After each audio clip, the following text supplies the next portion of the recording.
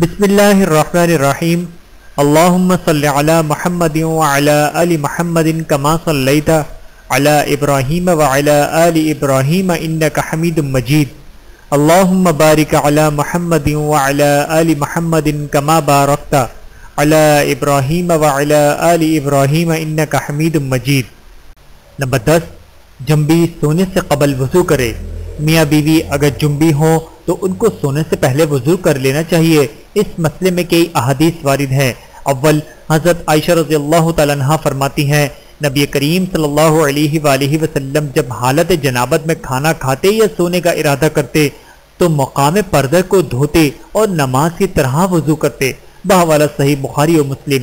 دوم، ابن عمر رضی اللہ تعالیٰ عنہ سے روایت ہے کہ بے شک حضرت عمر رضی اللہ تعالیٰ عنہ نے عرض کیا، اے اللہ کے رسول صلی اللہ علیہ وآلہ وسلم، کیا ہم میں سے کوئی حالت جنابت میں سو سکتا ہے؟ آپ صلی اللہ علیہ وآلہ وسلم نے فرمایا، وہ ہاں، جب وہ وضو کر لے۔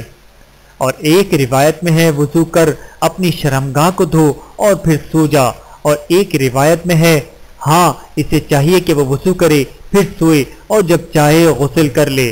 ایک اور روایت میں ہے ہاں، اگر وہ چاہے تو وضو کر لے، بحوالہ صحیح بخاری و مسلم۔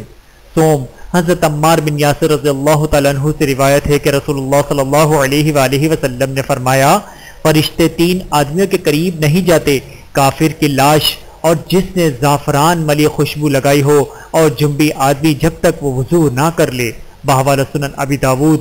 نمبر 11، اس وضو کا حکم، اگرچہ یہ وضو واجب نہیں مگر حضرت عمر رضی اللہ تعالیٰ عنہ کی حدیث کے پیش نظر سنت مؤکدہ ضرور ہے، کیونکہ انہوں نے نبی کریم صلی اللہ علیہ وآلہ وسلم سے پوچھا تھا کیا ہم میں سے کوئی حالت جنابت میں سو سکتا ہے؟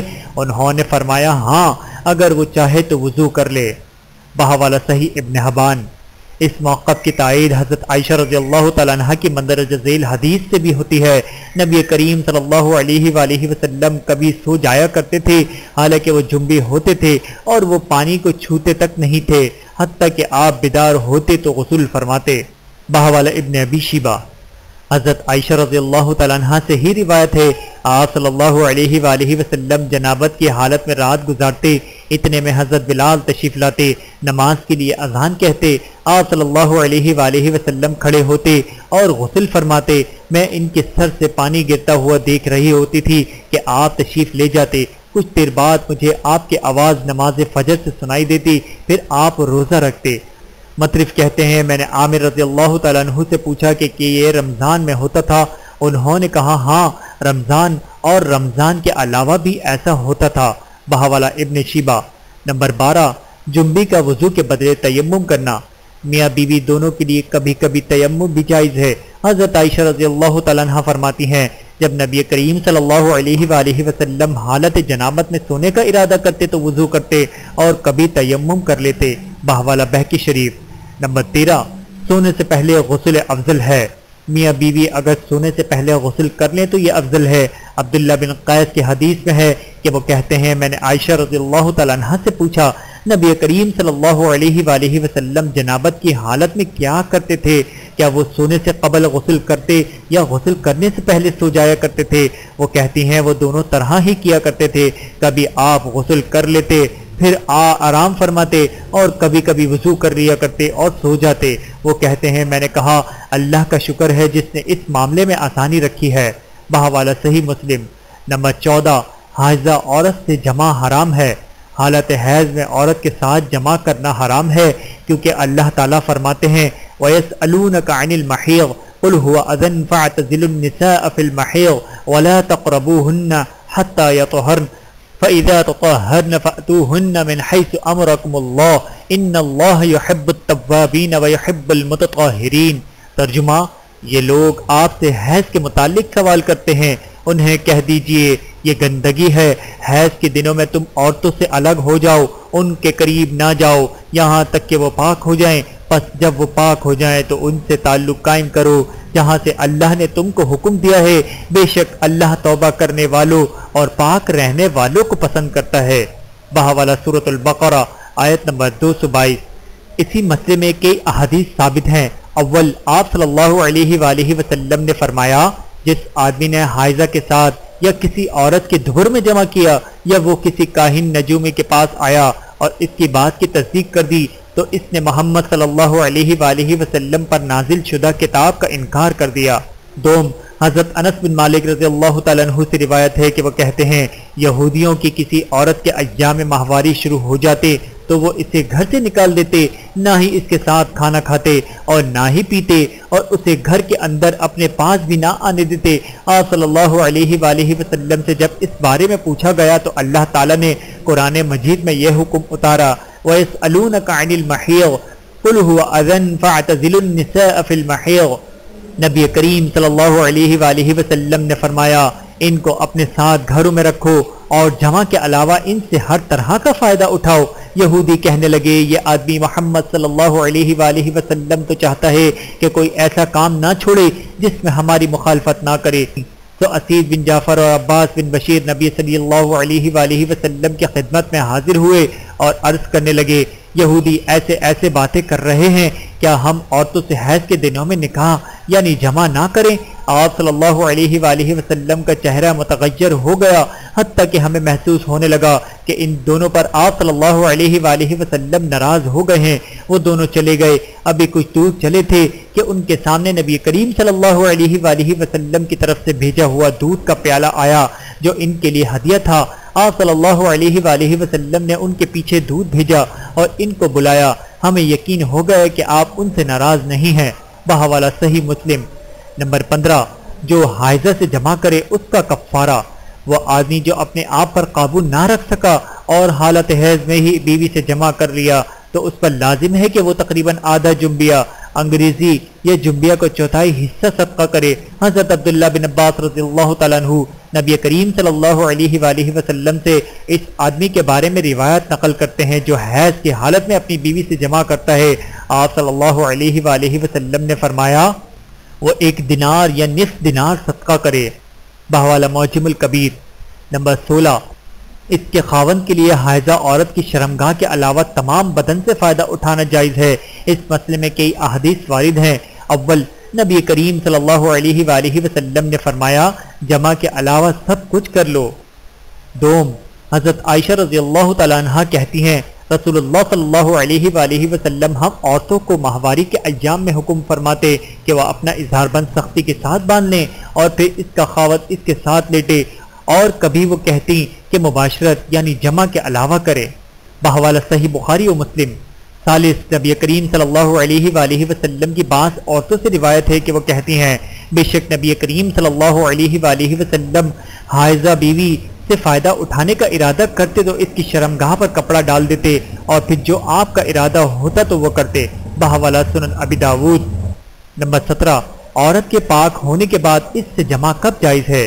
جب عورت ماہواری کے ایام سے پاک ہو جائے اور اس کا خون رک جائے تو اس سے جمع جائز ہے، بشرطے کہ وہ غسل کر لے یا خون کی جگہ کو اچھی طرح دھو لے یا وضو کر لے۔ ان میں سے کسی بھی چیز کا اگر وہ اہتمام کرتی ہے تو پاک ہو جائے گی، اس وقت اس سے جمع جائز ہوگا۔ اس کی دلیل اللہ تعالیٰ کا وہ فرمان ہے جو پچھلی آیت کریمہ میں گزرا ہے، فَإِذَا تَطَهَّرْنَ فَأْتُوهُنَّ مِنْ حَيْثُ أَمَرَكُمُ اللَّهُ إِنَّ اللَّهَ يُحِبُّ التَّوَّابِينَ وَيُحِبُّ الْمُتَطَهِّرِينَ۔ ترجمہ، جب وہ عورتیں پاک ہو جائیں تو ان کے پاس وہاں سے آؤ جہاں سے اللہ نے تم کو حکم دیا ہے، بے شک اللہ تعالیٰ توبہ کرنے والوں اور پاک رہنے والوں کو پسند کرتا ہے۔ بحوالہ سورۃ البقرہ آیت نمبر 222۔ نمبر 18، عزل کا جواز۔ آدمی کے لیے جائز ہے کہ وہ اپنی عورت سے عزل کرے۔ اس کی دلیل مندرجہ ذیل احادیث ہیں۔ اول، حضرت جابر رضی اللہ تعالیٰ عنہ فرماتے ہیں ہم عزل کرتے تھے جبکہ قرآن نازل ہوتا تھا۔ ایک اور روایت میں ہے کہ ہم نبی کریم صلی اللہ علیہ وآلہ وسلم کے زمانے میں عزل کرتے تھے۔ نبی کریم صلی اللہ علیہ وآلہ وسلم کو جب یہ خبر پہنچی تو آپ نے ہمیں منع نہیں کیا۔ بحوالہ صحیح بخاری۔ دوم، حضرت ابو سعید خدری رضی اللہ تعالیٰ عنہ سے روایت ہے کہ وہ کہتے ہیں ایک آدمی رسول اللہ صلی اللہ علیہ وآلہ وسلم کی خدمت میں حاضر ہوا اور عرض کرنے لگا میری ایک لونڈی ہے، میں اس سے عزل کرتا ہوں، میں وہی کچھ چاہتا ہوں جو آدمی چاہتا ہے۔ یہودیوں نے دعویٰ کیا کہ عزل چھوٹا موتا یعنی لڑکی کو زندہ گاڑنے کے مترادف ہے۔ نبی کریم صلی اللہ علیہ وآلہ وسلم نے فرمایا یہودیوں نے جھوٹ بولا ہے، یہودیوں نے جھوٹ بولا ہے۔ اگر اللہ تعالیٰ کو پیدا کرنا چاہے تو تجھے کچھ کر سکنے کا کوئی اختیار نہیں ہے۔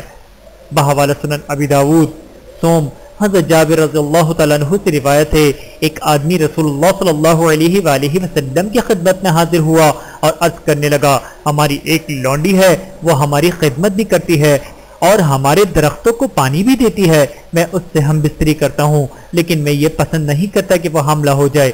آپ صلی اللہ علیہ وآلہ وسلم نے فرمایا، اگر تو چاہے تو اس سے عزل کر، بے شک وہ بچہ آ کر ہی رہے گا جو اللہ نے لکھ دیا ہے۔ کچھ دنوں کے بعد یہی شخص آیا اور عرض کرنے لگا، بے شک لونڈی حاملہ ہو چکی ہے۔